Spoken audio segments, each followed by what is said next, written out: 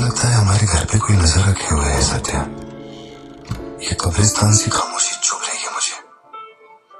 आजकल मैं बहुत डिस्टर्ब रहने लगा हूँ। देखो मुझे, मेरी एक बात हमेशा याद रखना, कोई तुम पर कितना ही शक क्यों ना कर ले, मैं तुम पर कभी शक नहीं करने वाली। मैंने आज तक कोई सवाल किया है तुमसे? अब सोचना बंद करो और चलो चुपचाप सो जाओ। चलो ना पार्थिबन, अब खड़े खड़े सोने का ही इरादा है क्या? तो है ना कि उसके पास जाऊंगा। इंजन मत खोलना, सिर्फ हीटर पे हाथ लगाना।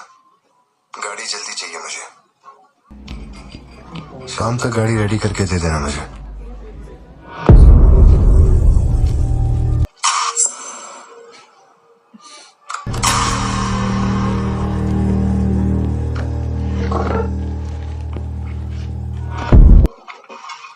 तुमको कुछ चाहिए क्या?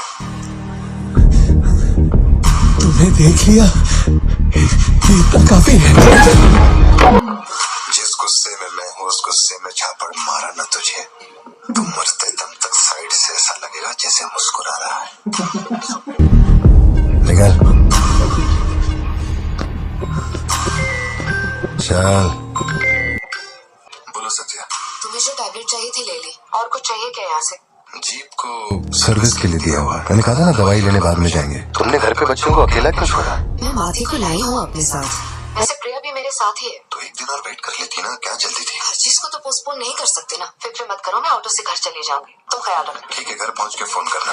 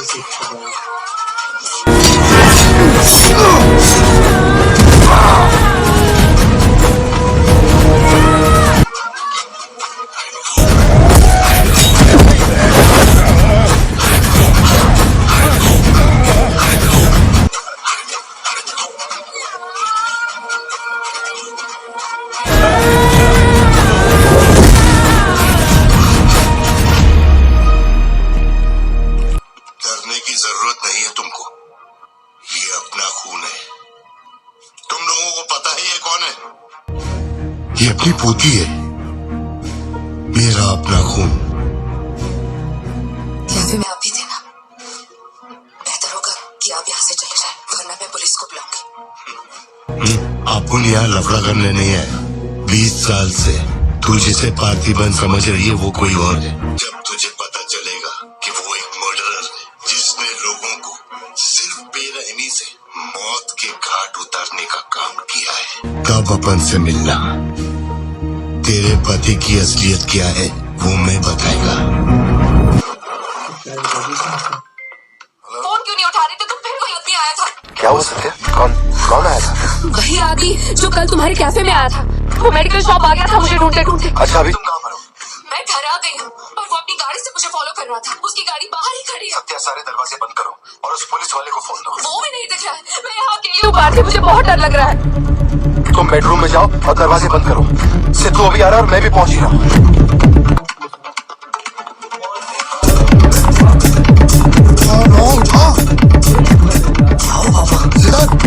फौरन घर जा और अपना भाड़ा लेके घर के अंदर जा। घर के आंगन में कोई भी पैर रखे बिना सोचे समझे मार देना उसे। मैं अभी आ रहा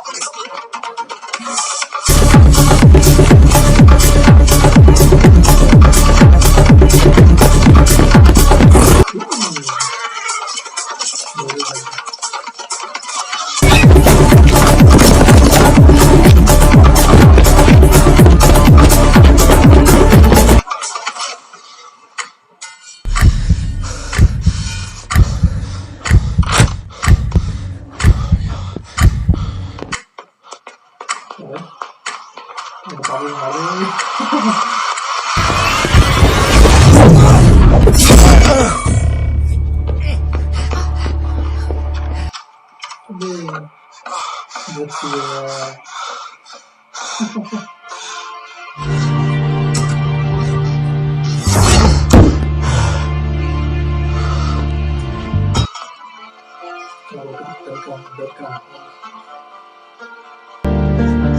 से हमारी नई नॉर्मल जिंदगी यही है ना? चुप कर आओ, चुप कर जाओ। बच्चे स्कूल में ठीक है या नहीं, ये सोच सोच कर ही हम दोनों मर जाएंगे टेंशन से, है ना? बताओ मुझे, कौन है वो? कह रहा था कि हमारी बेटी उसकी पोती है। उसे देखते ही मुझे कुछ अजीब सी घबराहट होने लगती है। उसने हमारे सामने किसी का गला काट दिया, और ये सब उसने हमें बचाने के लिए किया। रहने दो इसे, ये वैसे भी बहुत डरी हुई है।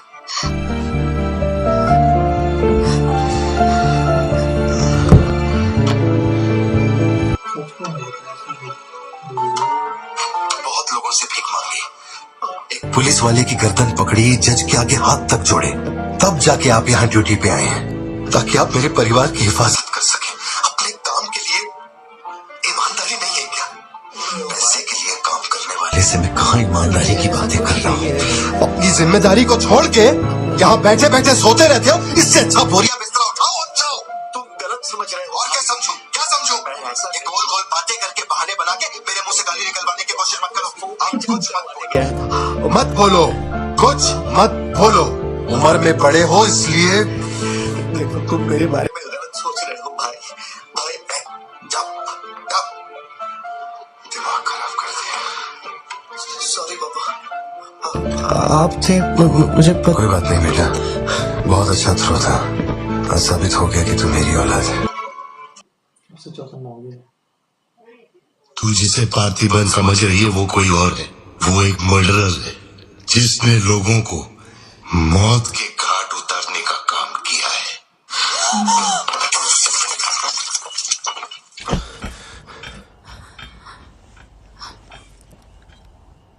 सपना देखा?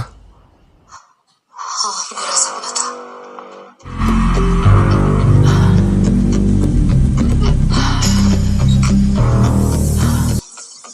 उस परिवार में कुछ बड़े हादसे हुए हैं जोशी।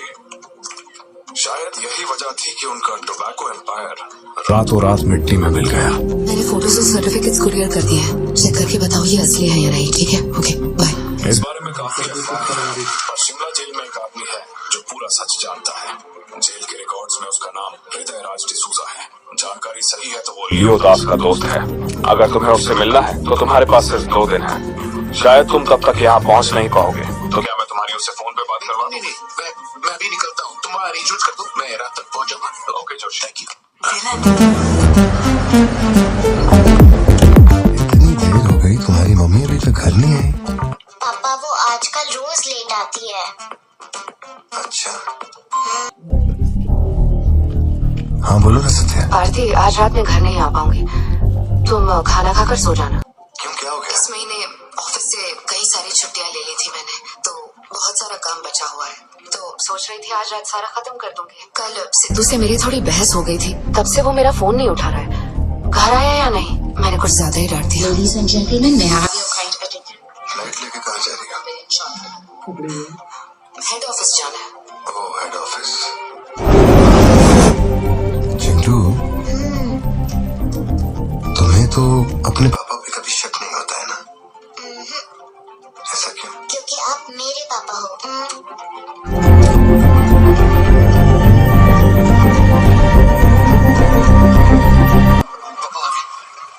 सिद्धार्थ, गाड़ी में बैठो। मैंने कहा ना गाड़ी में बैठ।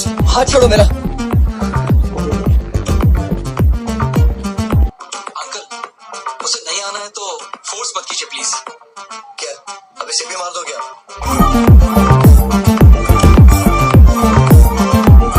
ठीक है, मत आ।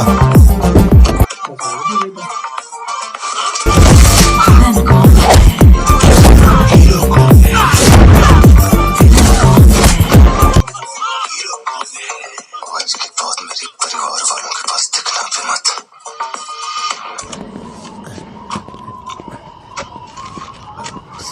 इतनी सर्दी में यहाँ बाहर बैठ के क्यों कट रहे हो? वैसे भी कोई आने नहीं वाला। मुझे कोई फर्क नहीं पड़ता कौन गोली चलाता है कौन मरता है। जाओ सो जाओ। नहीं ठीक है सर, मैं ठीक हूँ। आज दोपहर में कुरियर आया था मैडम के लिए। सर एक मिनट, मुझे आपसे कुछ कहना था। आपकी फिक्र, आपका प्यार मैं सब समझता हूँ। मैं जानता हूँ कि आप अपने परिवार पर जान लुटाते हैं, ये सब साफ नजर आता है। उनका दुख आपसे बर्दाश्त नहीं होता। मेरे रिटायरमेंट को अभी 60 दिन बाकी है। इन 60 दिनों में किसी ने आपके या आपके परिवार की तरफ उंगली भी उठाई तो मैं उसे नर्क भेज दूंगा। भले ही मेरा घर, मेरा परिवार किसी बड़ी मुसीबत में क्यों ना हो, मैं इस जगह से हिलने वाला नहीं हूँ सर।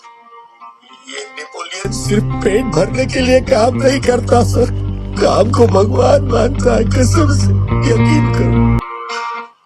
अब सच बताओ कि कमिश्नर के ऑफिस में इतनी भारी मशीन गन से तुमने इतने लोगों को मारा?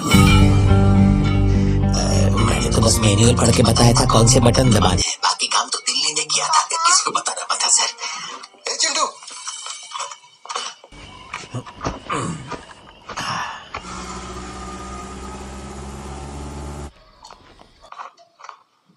खड़ी क्यों हो? बैठो ना। कैसा है अब वो ठीक है। 3 हफ्ते हो गए, उसका फोन नहीं आया। सब ठीक तो है ना? इस वक्त यहाँ आने की क्या जरूरत थी? मुझे फोन कर देती, मैं कुरियर कर देता।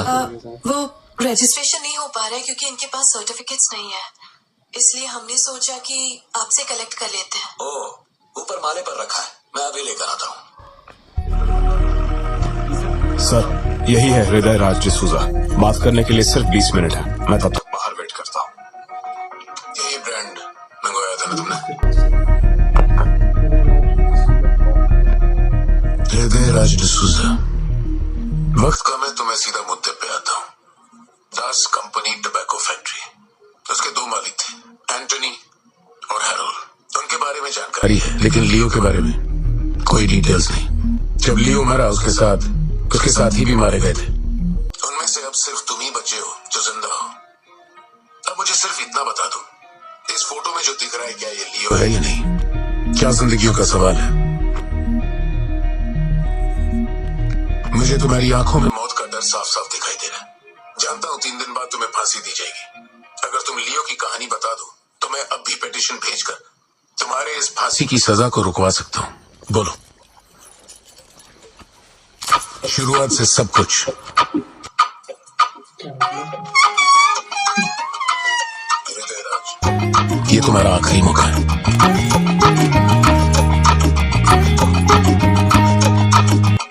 तो आप यहाँ आए हो एक नेक काम करने, फिर पिछवाड़े के दरवाजे से अंदर आकर टॉयलेट के पास बैठ कर के बात करो। जो कहना था वो मैं कोर्ट में कह चुका हूँ। तुम्हारे बापू जल्लाद भी होंगे ना तो भी मेरी फांसी नहीं रुका पाएंगे। और कुछ, उस टोबैको फैक्ट्री में क्या हुआ था? लियो जिंदा है या नहीं? नहीं तो कैसे मरा? देख भाई, इसलिए नहीं बता रहा हूँ कि तूने शराब पिलाई। 3 दिन में अपना दी एंड होने वाला है, तो उसके बाद मुझे पूछने के लिए कौन आएगा, इसलिए बता देता हूँ। चल। वो साल था 1999। दास कंपनी, आंध्र प्रदेश की मशहूर टोबैको फैक्ट्री, और उस साम्राज्य का इकलौता बादशाह एंटनी दास। कहने के लिए टोबैको का मेन बिजनेस था, लेकिन वो दास कंपनी टोबैको फैक्ट्री की आड़ में कई इलीगल धंधे चलाता था। लोकल से नेशनल, नेशनल से इंटरनेशनल, उसका बिजनेस दुनिया भर में फैल गया। धोखा देने वाले को वो कभी माफ नहीं करता था। वो उसे ऐसी भयानक मौत देता था कि उसे देखने के बाद मौत का फरिश्ता भी कांप उठे। कोई भी नया काम शुरू करने से पहले वो जानवरों की बलि चढ़ाता था। एंटनी का मानना था कि ऐसा करने से उसका साम्राज्य और बढ़ेगा। पहले तो वो सिर्फ जानवरों की बलि चढ़ाता था, लेकिन बाद में नर बलि भी देने लगा।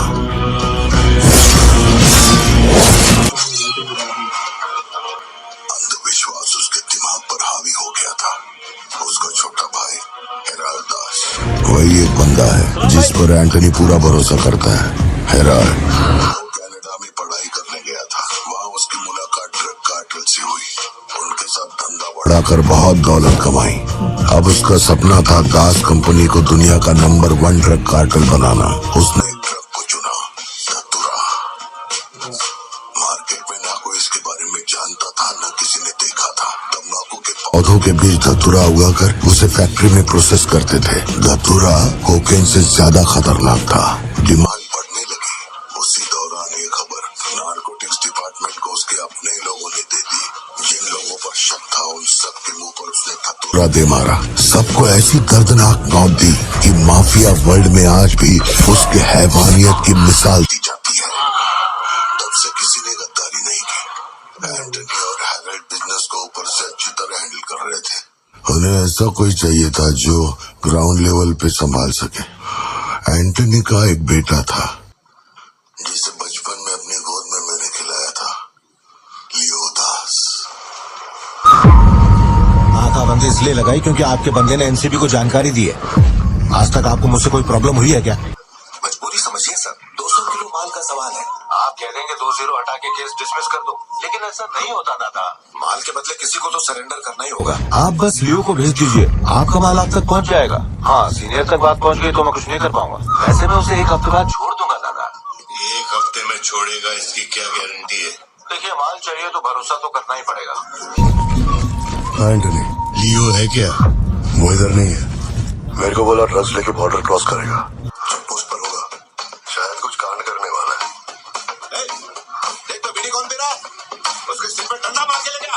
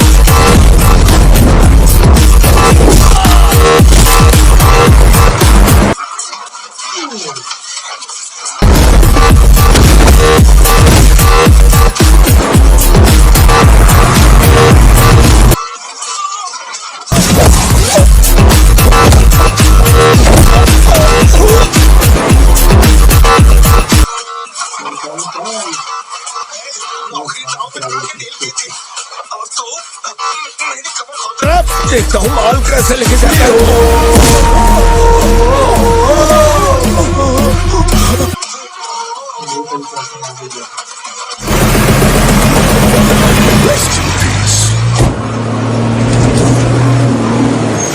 एनसीबी को हमारे धंधे की खबर जिसने पहुंचाई थी उसको लियो ने ढूंढ निकाला। हाँ भाई, कोई भी लोचा होने पे अपन गाड़ी नहीं रोकने को बोला था, तो इतना माल लोड करके वहाँ आके उनके साथ डीलिंग करने के लिए रोका था। मैं दलाली करता हूँ, उस डैनियल से पूछो। माल निकालने को कहो तो कहता है लियो से पूछ। जब तक लियो मेरा पैसा नहीं देगा तब तक माल यहाँ से कहीं नहीं जाएगा। अब तो वो मुझे धमकाता भी है। वो तुम्हारा दोस्त है ना, इस बात का फायदा उठाता है। बुला रहे उसको। बहुत खुजली है तेरे में, इसके साथ मिलके काम करने में क्या प्रॉब्लम है तेरे को? ये खजूरी मेरा प्रॉब्लम है।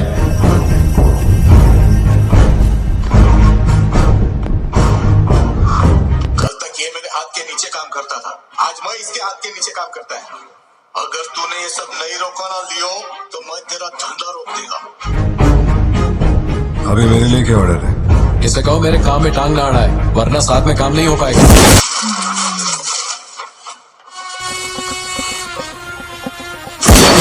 बहुत तकलीफ दे रहा था ये, है ना?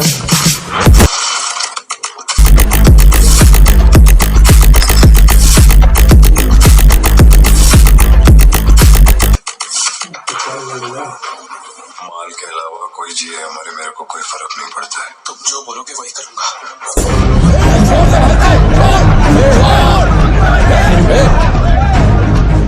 ये चाकू हटा। मैं जानता हूँ तेरा निशाना किस पर है। बंदूक नीचे रखो, निकल।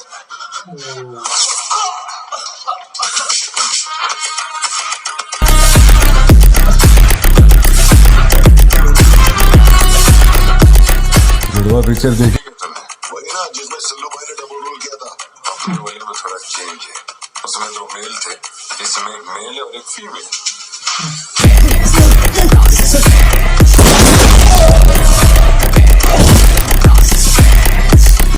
लियो, रात को 2000 किलो धतूरा ले जाना मुश्किल होगा, क्योंकि आज चेक पोस्ट पर सिक्योरिटी टाइट होगी। पुलिस वाले जाहिलों की तरह देखते ही गोली मार देते। माल को आज बॉर्डर पार करवाना नामुमकिन होगा। बताओ मैं क्या करें? नामुमकिन होने के बावजूद लियो ने कहा माल उसी रात टॉप तक जाएगा। 2000 किलो धतूरा सुबह होने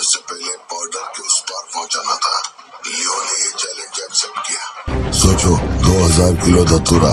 उस वक्त भी उसकी कीमत करोड़ों में थी और जैसा उसने कहा था वैसा ही किया। आगे चलकर बाप के बिजनेस को वो खुद ही हैंडल करने लगा। वही एंटनी का नरबली चढ़ाने का जुनून भी बढ़ता गया। 2 साल से वो एक खास कुंडली वाले शख्स की तलाश में था। उसका ऐसा मानना था कि अगर उस आदमी की बलि चढ़ा दी जाए तो उसका पूरा बिजनेस 100 गुना बढ़ जाएगा। अपने को क्या फर्क पड़ता है इन बातों से? माल सही सलामत पहुंचने की खुशी में जमकर पार्टी की। जैसा है रे पंजा मेरा, मौके पे बोले रेता मंचा मेरा। छप्पर फाड़ कर देने का वादा करता है तो सीना चीर के कुछ छीन भी लेता है। आपके लिए एक अच्छी खबर है और एक बुरी खबर है। आज तक मैंने जितनी भी कुंडलियां देखी हैं उनमें से सिर्फ ये 2 ही हमारे काम की है। अब आप खुद ही देखिए और फैसला कीजिए।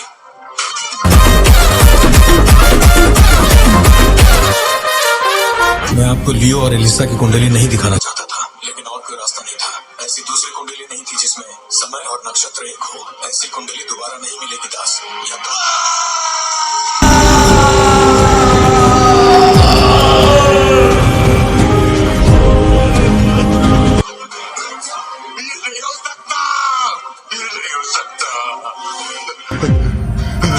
वैसे तो दोनों ही अपन के घर के बच्चे हैं, लेकिन अपन से पूछोगे तो हम अपन लियो का नाम लेगा।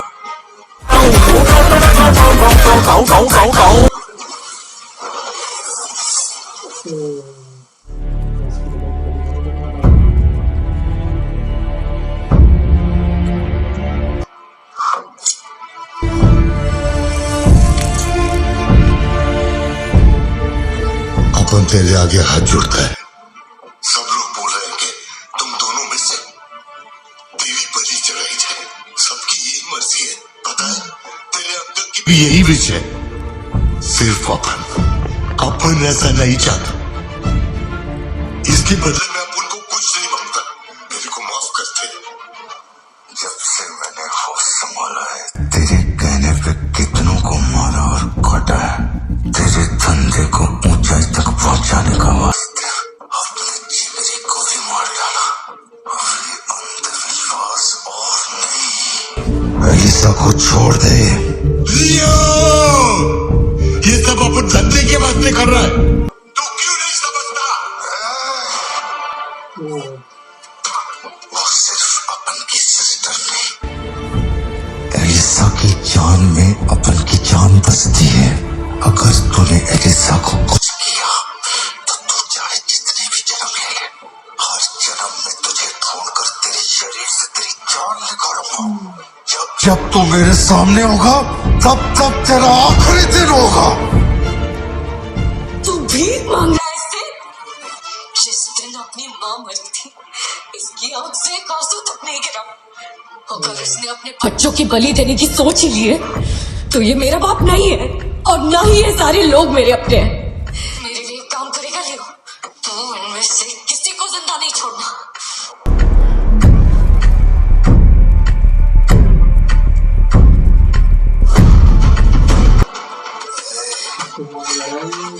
सोचने का भी नहीं।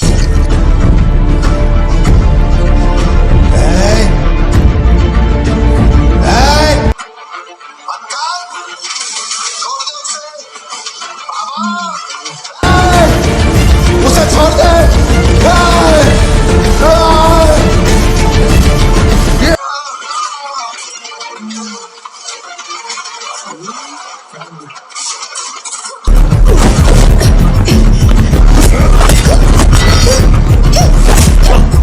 समझने की कोशिश कर, तुझे पता होगा।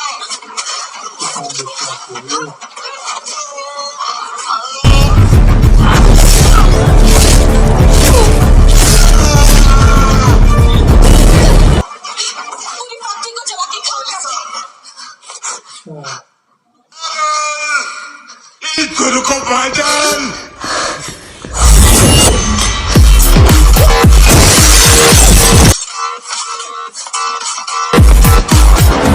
जल्दी करो जल्दी।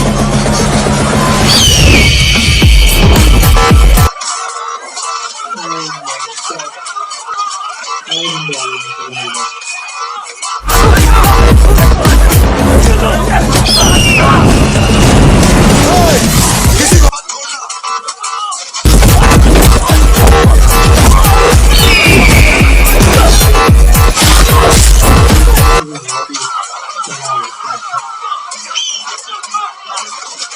भी छोड़ने का नहीं, सब चला डालो सब कुछ।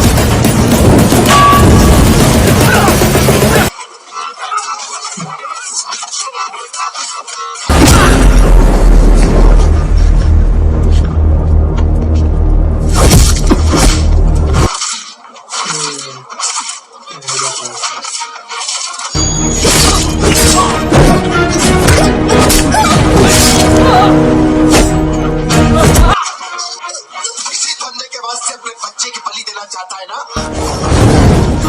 लियो, अब से ये धंधा ही नहीं बचेगा। मैं ये सब कुछ चला के प्राप्त कर देगा। रुक जा। मेरा चाकू भाई।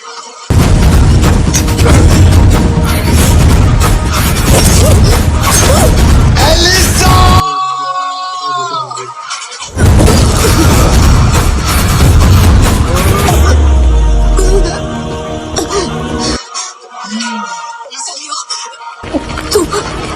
तू अब इनके साथ मत रहना। दूर चलो।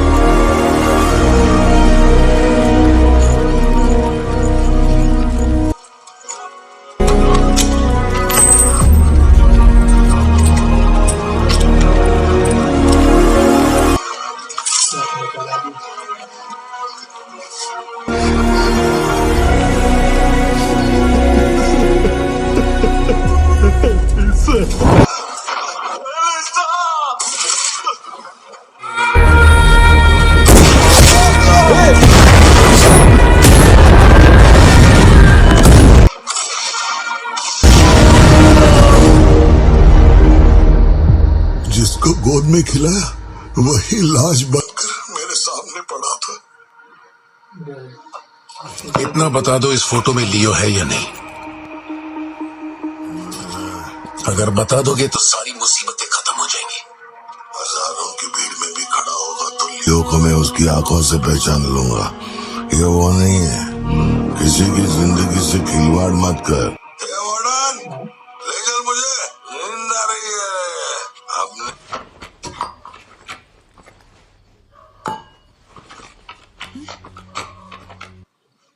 ये जब हम तीसरी में थे तब की है, ये चौथी की और ये 5वीं क्लास की है।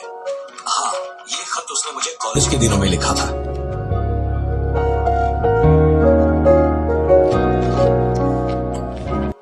मैं आपसे एक सवाल पूछ सकती हूँ क्या? अपना भाई मानकर मैं आपसे पूछ रही हूँ। जानता हूँ तुम्हारे दिमाग में क्या चल रहा है।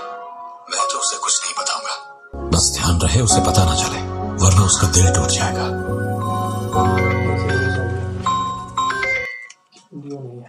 हेलो, पार्थिबन सर बोल रहे हैं? जी बोल रहा हूँ सर। आप जल्दी से अपनी कॉफी शॉप आएंगे? It's an emergency. सर हम जब दारू पी रहे थे तो वो भी हमारे साथ बैठ के पी रहा था। बहुत खुशी से बोल रहा था, मैंने मेरे दोस्त को देख लिया, मैंने मेरे दोस्त को देख लिया। वहाँ पे जो भी था सबको दारू पिलाया। उसके बाद वो पूरा नशे में बाहर निकला, सड़क पे खड़े होकर किसी के साथ फोन पे बहुत देर तक बात कर रहा था। तभी 4-5 गाड़ी आई और उसे खींच के उठा के ले गई। ब्लैक गाड़ी थी क्या? जी सर।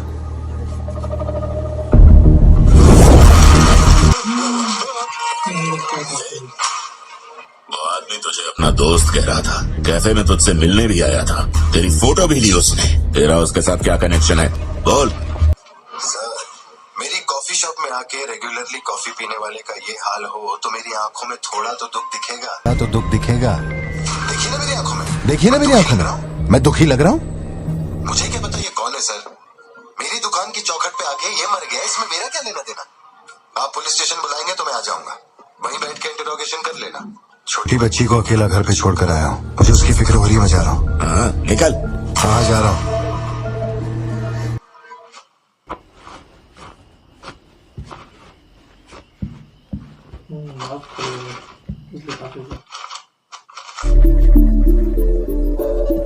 समझ में नहीं आ रहा है पार्थिबन के लिए अफसोस करूं या उस पर शक करूं। सुनो, हर इंसान के झूठ बोलने की एक सीमा, एक लिमिट होती है।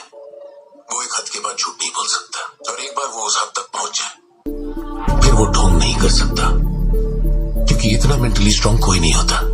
मेरे ख्याल से वो झूठ नहीं बोल रहा, वो पार्थिबन ही है। हमें जिस सच की तलाश है वो सच हमें सिर्फ लियो ही बता सकता है। आरती तुम कब आए? चिंटू कह रही थी तुम्हें कोई फोन आया था इसलिए तुम कहीं चले गए, कहाँ गए